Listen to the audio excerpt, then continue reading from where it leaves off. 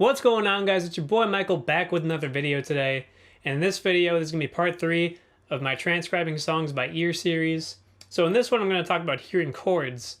Now, to pick out chords from a progression, we're going to use the same principles that we learned in the first 2 episodes.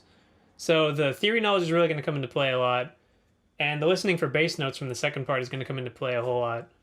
So when listening to chords, it's best to first, before you try to jump into transcribing a song, become familiar with just basic sounds. Like, become familiar with what a major triad or a major chord sounds like, and listen to like what a minor chord sounds like, and just be able to tell that difference right off the bat. Because after you repeat enough, and really I think with listening to chords, repetition and like putting in hard work comes into play a lot more, because the more you hear these chords and these tonalities, you can just recognize them based off of muscle memory, and you can hear them right off the bat.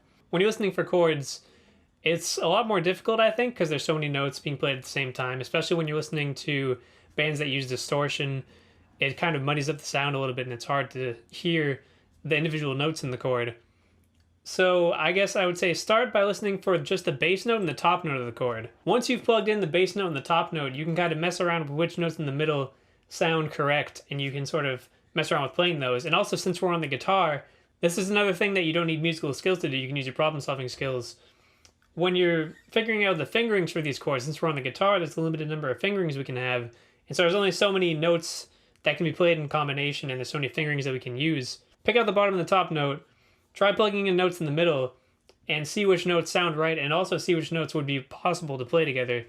Because if you're playing something, there's only so many fingerings you can use, and unless you're Alan Holdsworth or something, then there's no way that they're going to be doing some kind of like crazy 7-note stretch or something like that. So you can use those skills to rule out some of those possibilities. Going back to the interval recognition, learn tonalities like major and minor. And then also learn tonalities with sevenths as well. So major 7, minor 7, dominant 7. And then there are other ones as well, but those are the main 3 that you're going to hear a lot. So get familiar with those first. And then once you're comfortable with all of those, you can move on to tensions even. So say you hear like a major 7th chord, and then you hear this note on the top.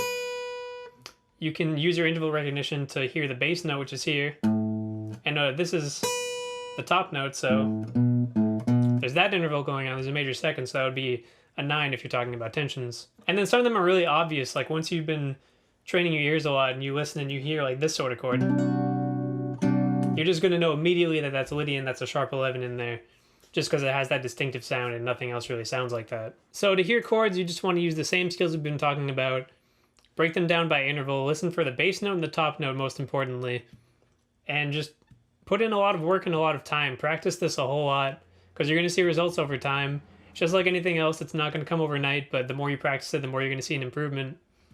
And I think that you can see pretty hefty and pretty serious improvement within just a few months if you practice this a lot and practice it every day, just for a few minutes a day. So I hope this video was helpful for you guys. If you enjoyed it, please leave a like, say something in the comments. Don't forget to subscribe to the channel. And as always, guys, this has been your boy Michael. Peace.